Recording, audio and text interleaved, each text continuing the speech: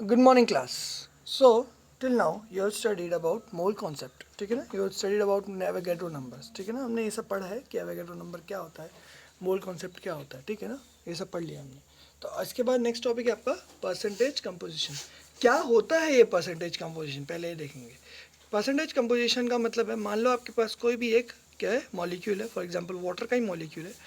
तो what is the percentage of hydrogen is in this molecule and what is the percentage of oxygen in this molecule is known as percentage composition of the element. अब percentage composition कैसे निकालते हैं? Percentage निकालते हैं मास percent से. तो मास percent क्या होता है? मास परसेंट आपने 10th क्लास में पढ़ा होगा. यहाँ पर अब मैं दोबारा पढ़ाता हूँ आपको मास परसेंट के बारे में. क्या होता है बेटा मास percent? Mass percent is mass of the element of the compound, ठीक है ना, उस एलिमेंट का mass upon molar mass of the compound into 100 is the mass percent. For example इस केस में देखते हैं हाइड्रोजन का मास कितना होता है. हाइड्रोजन का मास होता है 1U, ठीक है ना, 1U. और H2O का मास कितना होता है 18U. तो अगर आपको परसेंटेज कंपोजिशन मास परसेंटेज निकालना है आपको किसका, H का निकालना है, तो कितना आएगा बेटा 2 है, 2 टाइम्स 2 इंटू 1 इतना ही है इसमें, और टोटल कितना है 18 इंटू 100, ठीक है ना.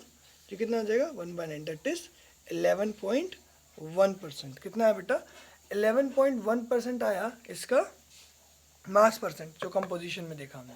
और अगर उनको ऑक्सीजन का निकालना था, मास परसेंट ऑफ ऑक्सीजन निकालना है, तो देखेंगे ऑक्सीजन का मास कितना होता है बेटा 16. कितना होता है बेटा 16, ठीक है ना, डिवाइडेड बाई 18 इंटू 100, ठीक है ना. तो बचा हुआ इसका आंसर आ जाएगा आपका 89.9%. कैसे निकाल लिया मैंने 89.9 एकदम से? वैसे भी, क्योंकि जो टोटल मास परसेंटेज होगा वो 100% होगा, ठीक है ना, 100% होगा. जब मेरे को एक का पता चल गया तो दूसरे में से मैं 11.1 माइनस कर लूँगा, तो मेरा 89.9 जो आंसर आया था मेरा वो रिमेनिंग परसेंटेज हो गया, सॉरी 88.9. ओके 89, ठीक है ना, 88.9%, ठीक है ना. ये बात समझ में आई बेटा? तो ऐसे निकालते हैं percentage composition of an element in the compound, ठीक है ना. ये परसेंटेज जो होती है, परसेंटेज कंपोजिशन ये बताती है कि फॉर्मूला कैसे बनेगा. फॉर एग्जांपल अगर मैं आपको ये बता दूं कि एक कंपाउंड है जिसमें कार्बन का परसेंटेज कितना है, हाइड्रोजन का परसेंटेज कितना है और ऑक्सीजन का परसेंटेज कितना है, मैं 3% आपको बताऊंगा, तो आप फॉर्मूला मुझे बता सकते हो बहुत ईजिली, ठीक है ना. देखो मैं आपके सामने आपको ये बात काम करके दिखाता हूँ कैसे करते हैं, ठीक है ना. क्या करेंगे, आपको मैंने बताया कि कार्बन का मास परसेंट कितना है, लगभग 52% है, ठीक है ना, अप्रॉक्सीमेट है ये, ठीक है ना. तो अप्रॉक्सीमेट से जो वैल्यू आएगी हम लोग थोड़ा अप्रॉक्सीमेशन में लेके काम करेंगे, ठीक है ना. और हाइड्रोजन का मास कितना है, लगभग 13%.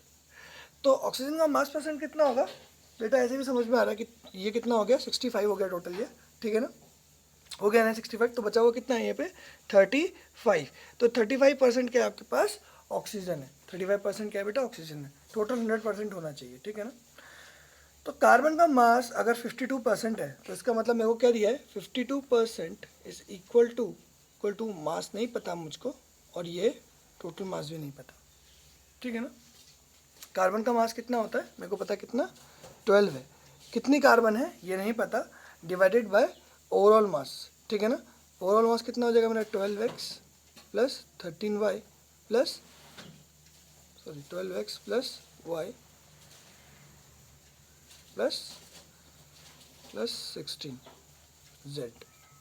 कैसे लिखा ये, मान लो इसके x मोल, इसका परसेंट, इसका x टाइम्स है, इसका y टाइम्स है और इसका z टाइम्स, ठीक है ना.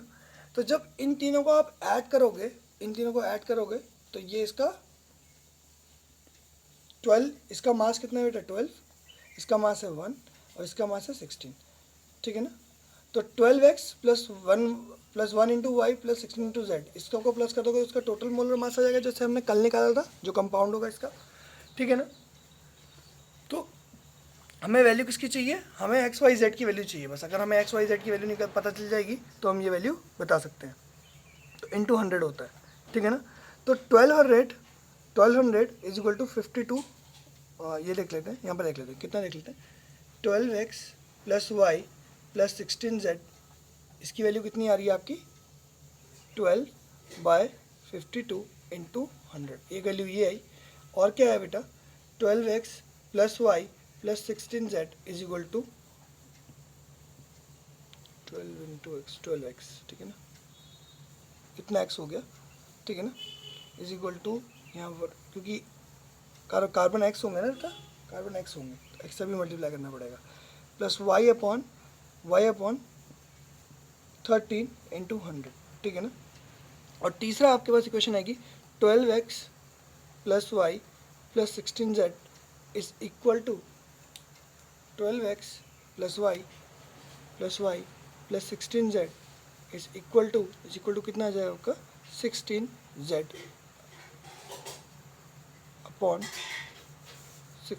अपॉन 35 इंटू 100, ठीक है ना।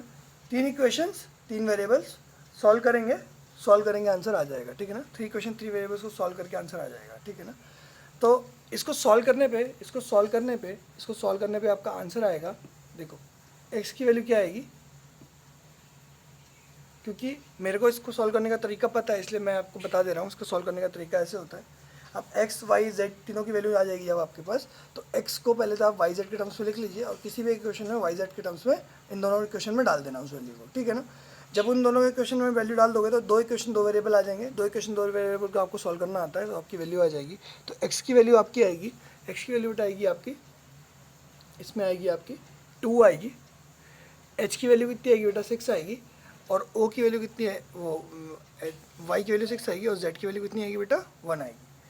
जब ये तीनों वैल्यू आएगी तो आप बता सकते हो तो कि मॉलिक्यूल कैसा है, मॉलिक्यूल है C2H6O, ठीक है ना। तो यानी कि ये किसका फॉर्मूला होता है, ये होता है C2H5OH का, दैट इज ये क्या हो गया बेटा आपका इथेनॉल। आपने पढ़ा होगा, इथेनॉल कहते हैं किसी भी अल्कोहल को जिसमें 2 कार्बन होते हैं, ठीक है ना, और उसमें OH ग्रुप लगा होता है, ठीक है ना, उसको कहते हैं बेटा इथेनॉल कहते हैं। तो इथेनॉल का फॉर्मूला था ये, तो मैंने ऐसे डिराइव किया। तो अगर मेरे को इथेनॉल का दिया होता तो मैं परसेंटेज आराम से निकालता, देखो 12 इंटू 2 करता है 24 लिखता, 24 डिवाइडेड बाई इसका पहले टोटल निकाल लेता, कितना आता बेटा इसका टोटल आता मेरा 46, ठीक है ना। तो पहले 24 को 46 से डिवाइड करता है, इंटू 100 करता है, देखो 24 बाय 46 इंटू 100 करोगे तो लगभग आंसर आपका 52% आएगा। ऐसे ही कितना बेटा 6 है, 6 बाय 46 इंटू 100 करोगे तो लगभग आंसर आपका 13% आएगा। और बचा हुआ कितना ऑक्सीजन कितना होता है 16 बाय 46 इंटू 100 करोगे तो बचा हुआ आंसर आपका 35% आ जाएगा, ठीक है ना। तो ऐसे आप क्या निकाल सकते हो, percentage composition of the atom in the molecule, ऐसे निकलता है, ठीक है ना। तो ये जो मैंने इससे निकाला इसको कहते हैं एम्पेरिकल फार्मूला, और ये जो फाइनल बाद में बना इसको कहते हैं बेटा मॉलिक्यूलर फार्मूला। ये बताता है कि उसका मॉलिक्यूल कैसा होगा, ठीक है ना। इसका मॉलिक्यूल कैसा होगा, देखो मॉलिक्यूल कैसा होगा C2H5 और फिर O और H, ठीक है ना, ऐसा होगा इसका मॉलिक्यूल। समझ में आया, ये मॉलिक्यूलर फार्मूला है, ठीक है ना। This is the molecular formula C2H5OH, ठीक है ना। और ये क्या है बेटा C2H6O, ये टोटल बता रहा है, ठीक है ना, फाइनल कंपोजिशन बता रहा है, ये कहता है एम्पेरिकल फार्मूला। तो अब दो चीज़ें लिखेंगे आप, एम्पेरिकल फार्मूला लिखेंगे, परसेंटेज कंपोजिशन में ये लिख लेंगे, उसके बाद लिखेंगे आप एम्पेरिकल फार्मूला और इसकी डेफिनेशन लिखेंगे। एम्पेरिकल फार्मूला किसे कहते हैं, एम्पेरिकल फार्मूला लिखेंगे, it represents the simplest whole number ratio of various atoms present in the compound, ठीक है ना। ये क्या सिंपलेस्ट रेशियो बताता है कि मतलब इसको देख के मैं एम्पेरिकल फॉर्मूला से बता सकता हूँ कि इसमें कितना क्या क्या होगा, ठीक है ना। लेकिन मॉलिक्यूलर फॉर्मूले से क्या मैं बता सकता हूँ, molecular formula shows the exact number of different types of atoms present at different position in the compound, ठीक है ना। तो यानी कि ये क्या बताएगा, ये स्ट्रक्चर भी बताएगा, it tells about the structure also. जो मॉलिक्यूलर फॉर्मूला होता है वो हमें स्ट्रक्चर भी बताता है, ठीक है ना। तो मास परसेंट अलग अलग एलिमेंट्स की अगर आपको पता चल जाए तो आप एम्पेरिकल फार्मूला और मॉलिक्यूलर फार्मूला डिफाइन कर सकते हो, ठीक है ना, डिफाइन कर सकते हो, ठीक है ना। तो क्या करते हैं कि इसके ऊपर एक क्वेश्चन करके देखते हैं, ठीक है बेटा, एक क्वेश्चन करके देखते हैं जो आपकी बुक में दे रखा है, प्रॉब्लम 1.2। उसको समझेंगे कि कैसे करा मैंने, ठीक है ना, कैसे करा। तो प्रॉब्लम 1.2 देखेंगे, ठीक है ना, प्रॉब्लम 1.2, ठीक है ना, आपकी बुक में दी हुई है। देखेंगे कि लिखा हो क्या हुआ है, a compound contains 4.07% of hydrogen, 24.27% of carbon, 71.65% of chlorine, its mass is 98.96, what are the empirical and molecular formula. तो तीनों के तीनों चीज़ें दे रखी है और मॉलिकुलर फार्मूला निकालना है। तो जैसे भी मैंने पिछला क्वेश्चन किया था सेम टू सेम है, इसको कैसे करेंगे देखेंगे। हाइड्रोजन कितना दे रखा है बेटा, 4.707% ना, 4.07 लगभग 4% है, ठीक है ना। इसको आप होल नंबर में लेके भी कर सकते हो ताकि आपकी कैलकुलेशन ईजी हो जाए। दूसरा क्या है आपके पास, ऑक्सीजन है क्या, नहीं कार्बन है। दूसरा आपके पास कार्बन है आपके पास 24.27%, और आपके पास लास्ट में क्लोरीन है जो कि 71.65% है। होना भी चाहिए क्योंकि क्लोरीन का मास ज़्यादा होता है, जिसका मास ज़्यादा होता है उसका मास परसेंट ज़्यादा होता है। और इसका मोलिकुलर मास कितना दे दिया, 98 दे दिया। तो आपको क्या दिया है, देखो दो चीज़ें दी हैं। मान लो x आपका x है, ये y है या z है, या फिर आप ऐसे मान लो h आपका h है, h है, c आपका c है, cl आपका नहीं, x y z कर ले, x y और z है, ठीक है ना। तो कितना हो जाएगा, आपको ये पता करना है कि कितना कितना कितना होना चाहिए। तो h का मास कितना है बेटा, 1 इंटू एक्स। इसका अगर मॉलिकुलर फॉर्मूला देखूँ मैं, मॉलिकुलर फॉर्मूला ऐसे तो होगा 1 into X plus 12 into Y, जितने हमारे कार्बन होंगे, प्लस 35.5 इंटू जेड, क्योंकि क्लोरीन का मास कितना होता है 35.5, ठीक है ना। मैंने बोला था फर्स्ट 20 एलिमेंट्स की एकदम सब कुछ याद होना चाहिए आपको, नहीं तो आप कुछ सॉल्व नहीं कर पाओगे, ठीक है ना। Into Z, 3z data is equal to कितना दिया हुआ है, 98 दिया हुआ है। एक तो मैं इससे निकाल सकता हूँ, एक तो मैं इससे निकाल लूँगा, 98.96 ग्राम्स दे रखा है, ठीक है ना। तो ये मॉलिकुलर मास निकल जाएगा इसमें मेरा, एक इक्वेशन में पाई है। इसके अलावा मेरी और इक्वेशंस क्या बनेंगी, मेरी बाकी इक्वेशंस क्या बनेंगी, बाकी इक्वेशंस मेरे बनेंगी 4.07 अपॉन 98.96, ठीक है ना। इसकी वैल्यू निकालूंगा तो मेरे को मास परसेंट ऑफ हाइड्रोजन पता चल जाएगा, मास ऑफ हाइड्रोजन पता चल जाएगा, ठीक है ना। मोल्स ऑफ हाइड्रोजन पता चल जाएंगे। इसको डिवाइड करूंगा तो कितने मोल्स है बेटा मेरे पास, 4 मोल्स है, लगभग 4 मोल्स की वैल्यू। फिर उसके बाद मोल्स ऑफ कार्बन निकालने की कोशिश करूंगा, क्योंकि मेरे पास ये वैल्यू भी है इसलिए मैं डायरेक्ट निकाल ले रहा हूँ। ऐसे निकालते हैं mass of hydrogen upon mass of, तो क्या होता है यहाँ पर, मोल्स निकालने के लिए मास और उसके मॉलिकुलर मास से डिवाइड कर दिया, ठीक है ना। फिर देखेंगे कितना आया, 24.27 अपॉन 98.96। फिर से अगर इसको डिवाइड करेंगे कितना आ जाएगा, ये लगभग कितना आ गया मेरा 2, क्या कर रहा हूँ,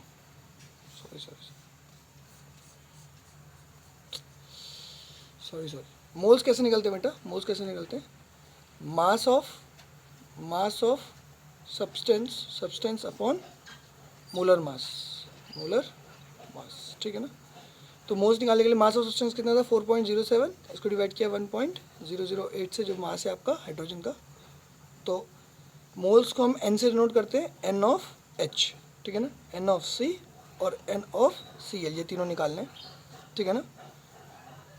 इसका दिया 24.27, इसको डिवाइड करेंगे लगभग 12.01 से, इसका आंसर लगभग 2 आया, इसका वाला आंसर आया 4, और Cl का भी आंसर मेरा कितना आएगा 71.65 है, ये लगभग 35.5 होता है, इसका भी लगभग आंसर कितना आ जाएगा 2।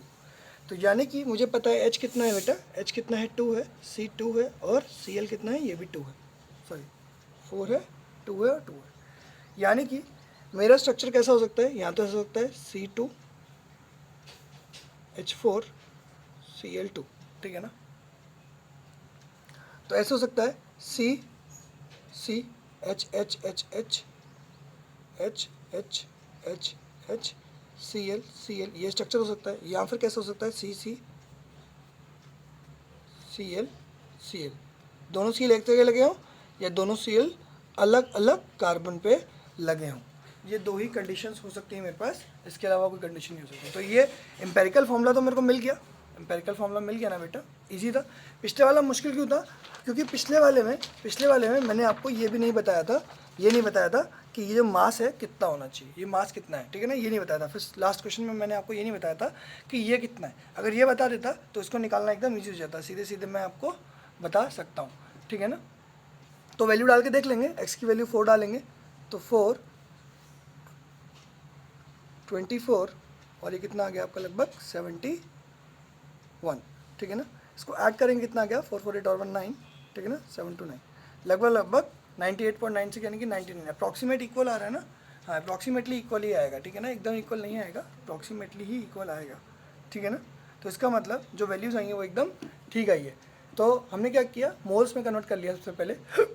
जब मोल्स निकल गए तो उनको क्या करते हैं, अब इसको क्या कर सकते हैं, ये तो आ गया आपका मॉलिक्यूलर फॉर्मूला, ये आ गया आपका मॉलिक्यूलर फॉर्मूला। अगर मैं इसका एम्पेरिकल फॉर्मूला की बात करूँ तो उसका सिंपलेस्ट रेशियो देखूंगा, सिंपलेस्ट रेशियो क्या बनेगा 2:1:1। इसका मतलब क्या हो जाएगा CH2Cl, ठीक है ना, ऐसे ही बनेगा। तो आप बना के देखो फॉर्म इसको, CH2 और Cl, क्या ये पूरा बन रहा है, क्या ये पूरा बन रहा है, CH2Cl कोई बना, इसमें चौथी वैलेंसी रह गई ना। तो यानी कि this is only a empirical formula, जो CH2Cl मेरा बना वो क्या है, एम्पेरिकल फॉर्मूला है। लेकिन मॉलिक्यूलर मास, मॉलिक्यूलर फॉर्मूला कैसे बना आपका ये वाला, आपने देखा कि मॉलिक्यूलर मास भी बराबर होना चाहिए था। अगर आपने 422 नहीं लिखा होता तो ये मॉलिक्यूलर मास 99 के आसपास नहीं आता।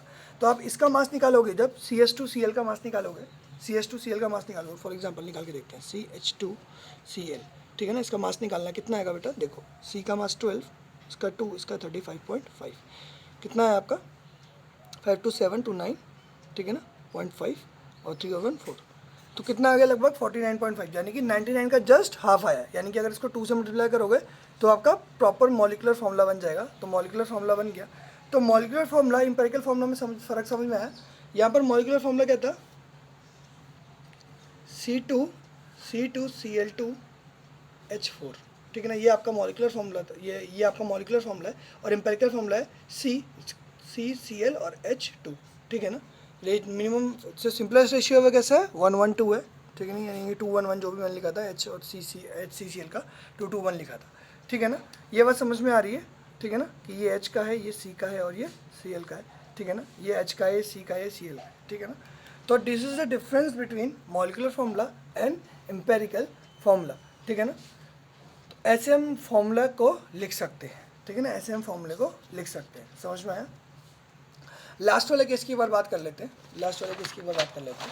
लास्ट वाले केस में जो मैंने फॉर्मूला लिखा था उसमें इसका ये क्या, ये सिंपलेस्ट फॉर्म था, यस, क्योंकि यहाँ पर इसको आप और ज़्यादा नहीं तोड़ सकते। ओके बाद 1 लगा हुआ है ना 1, तो 1:6:2 is this the 2:6:1 is the simplest ratio. इससे ज़्यादा नीचे नहीं टूट पाएगा, इससे ज़्यादा नीचे तोड़ने की कोशिश करोगे तो O हाफ हो जाएगा आपका, ठीक है ना। 2 से डिवाइड करोगे तो C1H3 और O हाफ हो जाएगा। वो सिंपलेस्ट फॉर्मूला नहीं है, वो सिंपलेस्ट इसका रेशियो नहीं है, सिंपलेस्ट रेशियो यही है 2:6:1 है।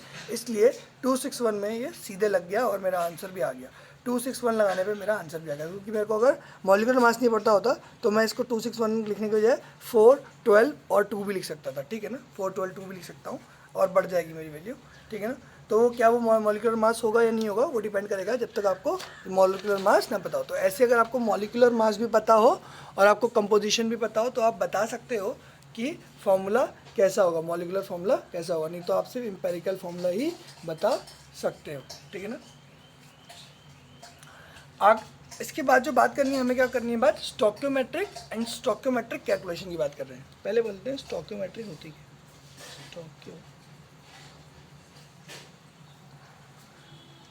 स्टोकियोमेट्री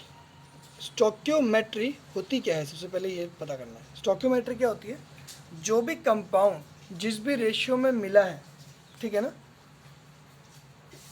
वो रेशियो वो मेंटेन कर पा रहा है विद रिस्पेक्ट टू मास या जो भी है, उसको कहते हैं आप स्टोकियोमेट्री।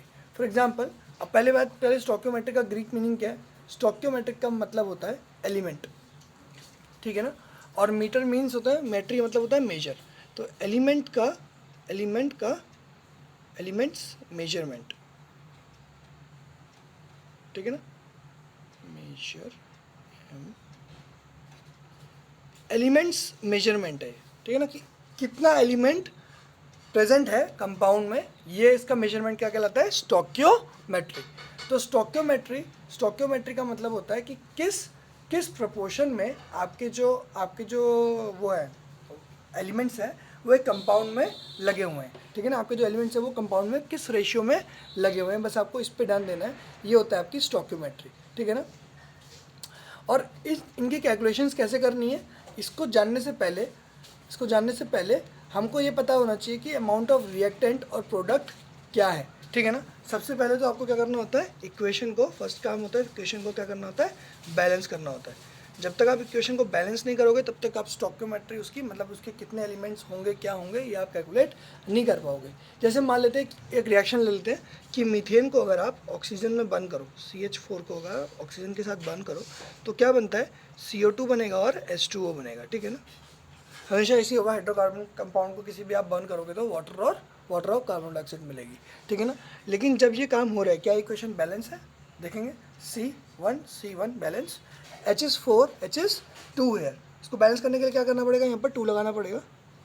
जैसे ही आप 2 लगाओगे तो दो 2 ऑक्सीजन 2 और यहाँ 2, यानी टोटल 4 ऑक्सीजन यहाँ पर 2 ही हैं, तो यहाँ पर भी आप आगे 2 लगाओगे। अब जब इक्वेशन बैलेंस हो गई है तब आप ये बता सकते हो कि जब आप एक मॉलिक्यूल मीथेन का लोगे और 2 मॉलिक्यूल ऑक्सीजन के लोगे तब जो ये रिएक्शन होगी वो होगी और आपको उसमें 2 मॉलिक्यूल वाटर के मिलेंगे और 1 मॉलिक्यूल मिलेगा कार्बन डाइऑक्साइड का, ठीक है ना। ये बात समझ में आ रही होगी कि कैसे आपका बनेगा, ठीक है ना। नेक्स्ट इज, इसके बाद क्या है, हमें ये देखना है कि इस रिएक्शन में जो आगे कोफिशिएंट्स लगे हुए हैं, जैसे यहाँ पर 1 लगाया, 2 लगाया, 1 लगाया, 2 लगाया, ये हमें बता रहे हैं कि कितने कितने मॉलिक्यूल्स इसमें रिएक्ट करेंगे। फॉर एग्जांपल मैं क्या करूँ, 1 मोल ले लूँ, 1 मोल ये लूँ, ठीक है ना, 1 मोल ये ले लूँ। अगर इन दोनों को 1 मोल ले लूँगा तो यहाँ पर भी 2 ही मोल मिलेगा मेरे को, और वो कितना कितना क्या क्या मिलेगा देखते हैं। इसका 1 मोल और इसका 1 मोल लेंगे तो इसका तो सिर्फ 1 मोल के साथ इसका हाफ मोल ही रिएक्ट कर पाएगा। तो यहाँ पर रिएक्शन होने के बाद क्या बचेगा, हाफ मोल ये बचेगा, ठीक है ना। यहाँ पर कुछ नहीं बचेगा, यहाँ 0 बचेगा। ये पूरा का पूरा रिएक्ट कर जाएगा, ये बच जाएगा। लिमिटिंग ग्रेडियंट के बारे में मैंने आपको बात करी थी, जो चीज़ कम रह जाती है वो डिसाइड करती है कि क्या होगा। तो ये कम रह जाती है, ये डिसाइड करेगा कि सिर्फ आधा ही रिएक्ट कर पाएगा, ठीक है ना। इसके बाद कार्बन डाइऑक्साइड कितना बनेगा, कार्बन डाइऑक्साइड यहाँ पर 0 था, यहाँ 0 था, यहाँ पर कितना 1 मोल कार्बन डाइऑक्साइड का बन जाएगा और क्या हाफ मोल हाइड्रोजन वाटर का बनेगा, ठीक है ना। देखो अभी भी टोटल मोल्स कितने हैं, गिनो बेटा, 1.5 plus half that is 2 moles. यानी कि रिएक्टेंट और प्रोडक्ट के मोल्स जो हैं, रिएक्टेंट और प्रोडक्ट के जो मोल्स हैं वो आपके बराबर रहेंगे। क्या रहेंगे बेटा, बराबर रहेंगे। ये बात समझ में आ रही है ना, ये बात समझ में आ रही है कि रिएक्टेंट और प्रोडक्ट के जो मोल्स हैं वो बराबर रहेंगे, ठीक है ना। तो अगर आप यहाँ पर 2 मोल लेते तो पूरा का पूरा रिएक्शन हो जाती, टोटल 3 मोल्स यहाँ पे होते और यहाँ पर भी 3 होते। यहाँ पर इसका 1 बनता और इसके फिर यहाँ पर 2 बनते। क्यों ये कम बना, ये आपको समझ में आ रहा है ना, ये आपको समझ में आ रहा है क्योंकि आगे इसके 2 लिखा हुआ है, यानी कि जब इसका डबल होगा वही रिएक्ट कर पाएगा, ठीक है ना। तो जितने मोल इसके होंगे, जितने मोल इसके यहाँ पर यूज़ होंगे उतने ही इसके मोल यहाँ पर, जितने मोल इसके यहाँ पर यूज़ होंगे उतने इसके मोल बन पाएंगे, क्योंकि H4 है, यहाँ पर भी H4 है, ठीक है ना। इस पर डिपेंड कर रहा है यहाँ पर, ये समझ में आया बेटा। तो अगर मैं इसको चाहे लीटर्स में बात करूँ, चाहे मैं इसकी बात मास में करूँ, जैसे मैंने मोल्स में करी है, अगर मास की बात करूँ तो मास में मेरे को पता चल जाएगा कि एक मोल CH4 का मास कितना होता है। देखो 1 मोल CH4 का मास कितना होता है, 12 और 4 16 होता है। 16 मतलब 16 ग्राम अगर मैं ये ले लूँ और मैं इसको कितना लूँ, इसको मैं सिर्फ 32 ग्राम से लूँ, ठीक है ना। तो एक मोल ऑक्सीजन में कितना होता है, 32 ग्राम्स। तो ये कितना बनेगा, देखो बेटा कितना बनेगा, ये इसको बनना चाहिए था सिर्फ 1 मोल बनना चाहिए था ना। तो ये बना 32 प्लस 12 कितना हो गया,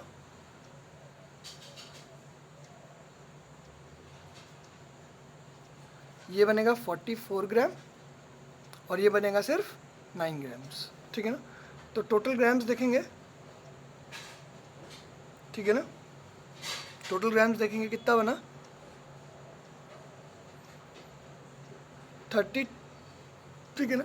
तो कितना था यहाँ पर 32 प्लस 16 मेरा कितना हो गया 48, टोटल 48 था 6 2 8 3 4, ठीक है ना। कितना था यहाँ पर 48 ग्राम था, जो कि कन्वर्ट हुआ इसमें, और यहाँ कितना बना 44 ग्राम और यहाँ पर 9 ग्राम, ठीक है ना। तो आप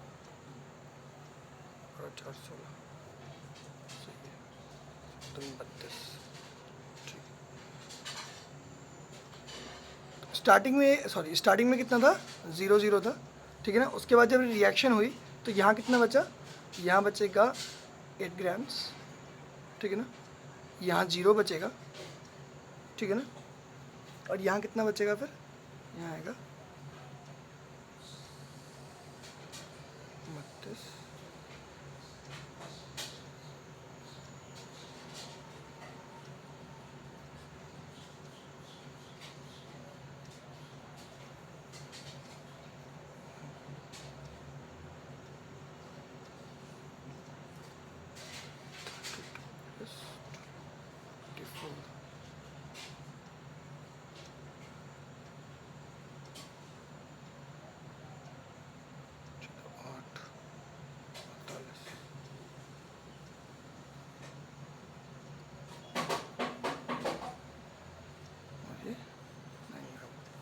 ठीक है ना, ये बनेगा।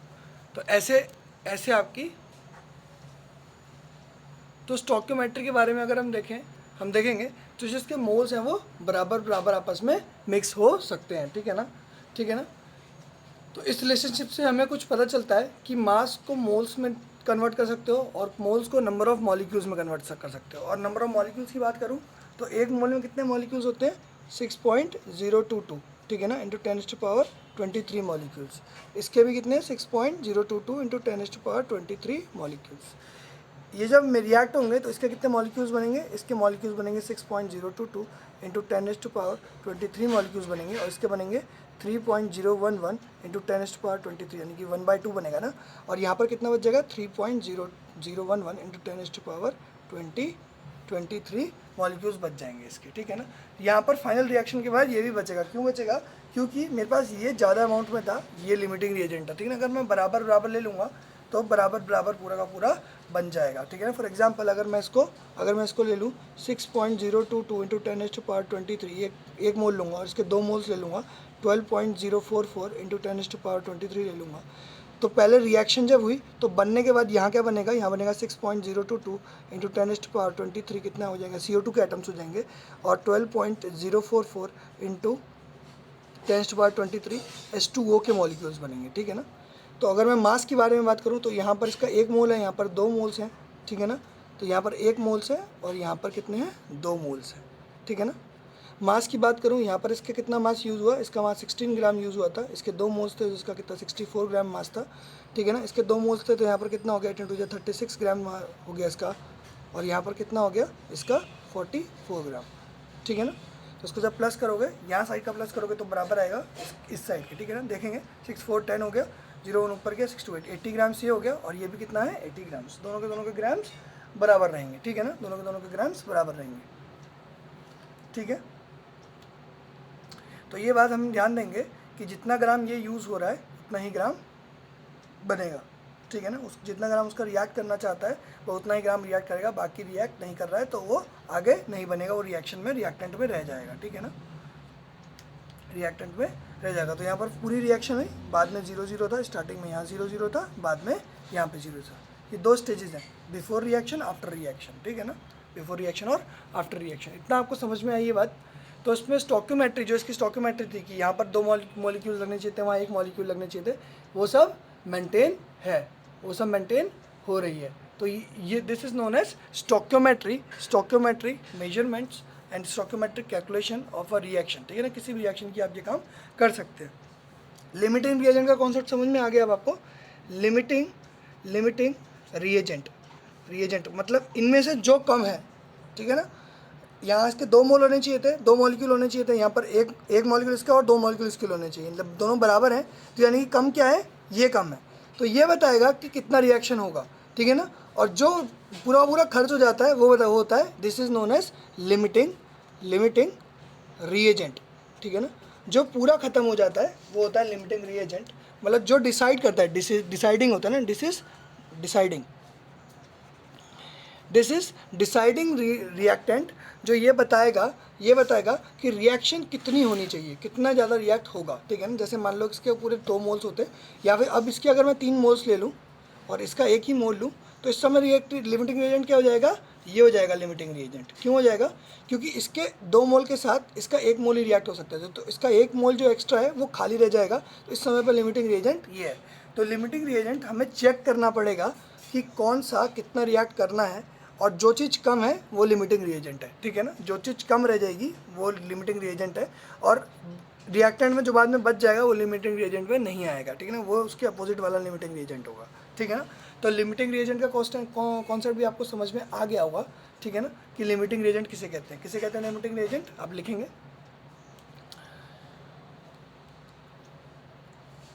when a reaction is done, अच्छा स्टोइकियोमेट्री के बारे में लिखना है तो स्टोइकियोमेट्री के बारे में बस इतना लिख सकते हो आप, ये एलिमेंट मेजरमेंट होता है। तो हम लोग क्या करते हैं इसमें, हम लोग सिर्फ क्या करते हैं, हम लोग को ये पता चलता है कि कितने मॉलिक्यूल्स इसमें यूज़ होंगे, ठीक है ना, कितने मॉलिक्यूल्स कहाँ पर रिएक्ट करेंगे हमें ये बताना होता है सिर्फ, ठीक है ना। This is known as stoichiometry, ठीक है ना। तो बस आप इतना ही लिख देंगे कि this is known as stoichiometry. और हम क्या किस को किस में कन्वर्ट कर सकते हैं, मास को, मोल्स को और नंबर ऑफ एटम्स, ये तीनों क्या होते हैं, आपस में इंटरचेंजेबल होते हैं। मैं बता सकता हूँ, अगर ये लिखा हुआ है तो मैं बोल सकता हूँ ना कि कितना ये 1 मोल है, ये लिखा हुआ तो मैं बोल सकता हूँ 2 मोल है। 2 मोल है तो 2 मोल का मास कितना है मुझे पता है, जब 1 मोल का मास कितना है 32 ग्राम से, 2 मोल का मास कितना हो जाएगा बेटा 64 ग्राम, तो इसलिए मैंने यहाँ पर 64 ग्राम लिखा, ठीक है ना। ये इंटरचेंजेबल होते हैं। और मास अपॉन वॉल्यूम क्या होता है मेरा, डेंसिटी होती है। मास अपॉन वॉल्यूम क्या होता है मेरा, डेंसिटी होती है, ठीक है ना। इतना आपको समझ में आया। तो लिमिटिंग रिएजेंट के लिए लिखना है तो लिखेंगे the amount of reactant which decides the amount of product, ठीक है ना, the amount of product, that means the one which is lesser in content while doing the reaction is known as limiting reagent। क्या कहते हैं उसे, limiting reagent, इतना लिख सकते हैं, ठीक है ना। तो स्टोइकियोमेट्रिक कैलकुलेशन जब परफॉर्म करते हैं तो हमें लिमिटिंग रिएजेंट का बड़ा ध्यान रखना पड़ता है कि कोई लिमिटिंग रिएजेंट तो नहीं है, ऐसा तो नहीं है कि ये थोड़ा सा कम रिएक्शन होगा या पूरी रिएक्शन होगी, ठीक है ना। उस पर डिपेंड करेगा कि आपकी रिएक्शन कितनी होगी। तो लिमिटिंग रिएजेंट के बाद हम पढ़ेंगे कैसे रिएक्शंस होती हैं सॉल्यूशन में, ठीक है ना, कैसे करते हैं बैलेंस, और जो कंसंट्रेशन के बहुत सारे आपके मतलब डिफाइनिंग टर्म्स हैं, जो क्वांटिटेटिव टर्म्स हैं, जैसे मोलैलिटी, ये सब चीज़ें जो है, इन सब चीज़ों को हम बता पाएंगे इसके बाद, ठीक है ना, कंसंट्रेशन को डिफाइन करेंगे। Thank you.